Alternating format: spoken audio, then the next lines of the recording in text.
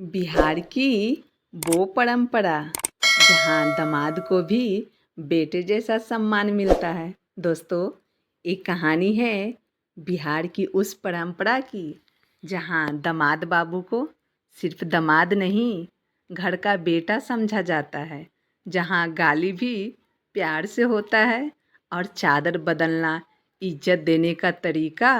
आज की कहानी में सुनिए कैसे एक दामाद ने पहली बार अपने होने का सच्चा मतलब समझा। शादी तो अभी 3 दिन बाद है, फिर इतनी जल्दी क्यों बुलाया मम्मी ने? शुभम ने रिया से पूछा। मुझे क्या पता क्यों बुलाया, बस कहा है कि 3 दिन पहले आना है, रिया बोली। यार, नौकरी से छुट्टी नहीं मिलने वाली, और मिलेगी भी तो पैसे कट जाएंगे। हम सीधे शादी में चलेंगे ना? शुभम ने झुंझलाते हुए कहा।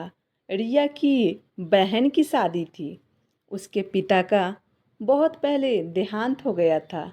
उसकी माँ ने दामाद और बेटी को 3 दिन पहले बुलाया था। पत्नी रिया और ससुराल वालों के जोर डालने पर शुभम 3 दिन पहले जाने को तैयार हो गया। ससुराल पहुंचकर शुभम आश्चर्य में पड़ गया। उसके माता पिता पहले से वहां पहुंचे थे।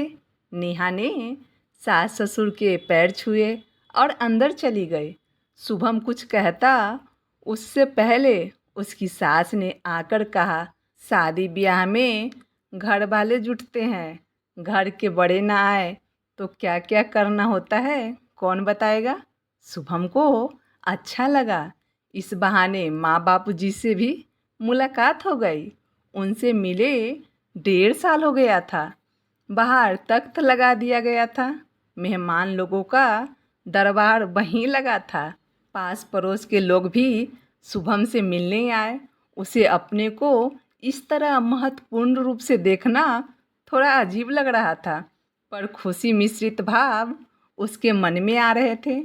थोड़ी देर बाद उसका साला आया और उसे अंदर ले गया। अंदर एक खाट पर सफ़ेद धुली हुई चादर और तकिया रखा था। उस पर उसे बैठने को कहा गया। उसकी साली नाश्ता लेकर आई। जब वह मिठाई खाने लगा तो अंदर से एक बूढ़ी काकी ने गाली देना शुरू किया। अंदर की सारी स्त्रियां खिलखिलाकर हंसने लगी। शुभम को कुछ समझ में नहीं आया। वह मुस्कुराते हुए मिठाई खाकर पानी पीने लगा। उसके बाद उसका साला नए कपड़े लेकर आया। बोला, जीजा जी नहाकर यही पहनना। वह नहाने चला गया। उसके पिता पहले ही नहा धोकर खा पीकर अपने उम्र के लोगों के साथ ताश खेलने में लगे थे। जब दोपहर में वह खाना खाने बैठा तब भी, और रात में खाने के दौरान तो बाप बेटे दोनों को गाली पड़ी। उसके पिता मुस्कुराते और खाते जाते। वह भी बाप को मुस्कुराता देख प्रसन्न होकर भोजन किया। रात में सोते समय उसने पिताजी से पूछा कि ये क्या गाकर कह रही थी? के पिता ने बताया, यह परिहास है जिससे संबंध में रस बना रहता है।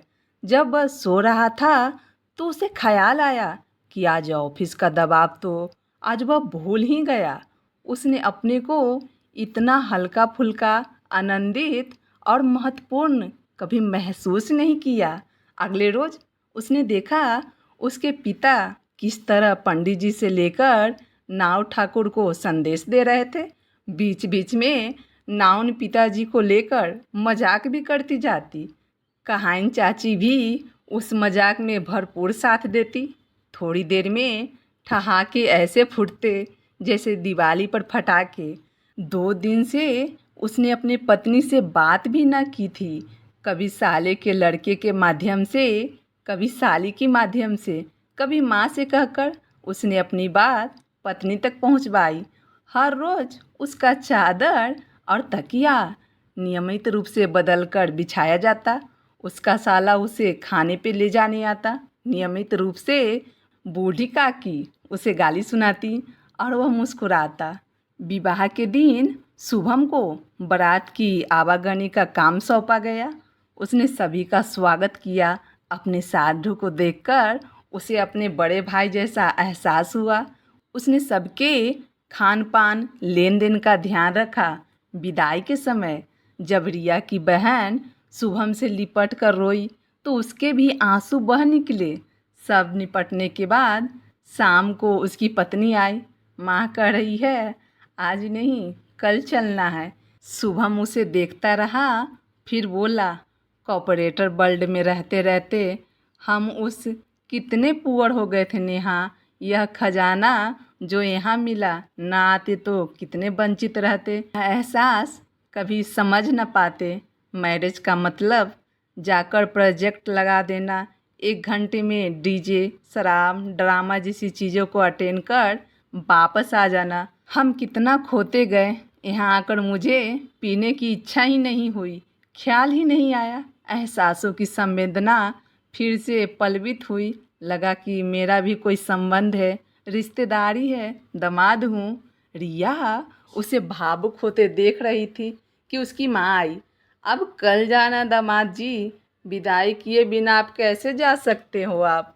शुभम हाँ में सिर हिलाया और अपनी सास की बात मानी। अगले दिन उसकी सास ने उसके लिए कपड़े लत्ते मिठाई वगैरह बांध रखा था। जब वे लोग निकलने को हुए तो सास ने उसकी मुट्ठी में कुछ रुपए थमाए। शुभम ने मना करता रहा, फिर भी उसकी जेब में उन्होंने पैसे डाल दिया। रिश्तों की ये मिठास शायद अब कम होती जा रही है, पर जब कोई दामाद अपना बन जाए तो वो रिश्ता सिर्फ नाम का नहीं रह जाता। बिहार के घरों में दामाद बाबू के लिए प्यार, इज्जत और परंपरा हर रस्म में बसी होती है। हमारे यहाँ दामाद को मेहमान नहीं अपना माना जाता है। क्या आपके यहाँ भी यही रिवाज है? ऐसे ही सच्ची और दिल को छू लेने वाली कहानियों के लिए जुड़े रहिए गुड़िया कुमारी पारिवारिक कहानी संग्रह के साथ। धन्यवाद।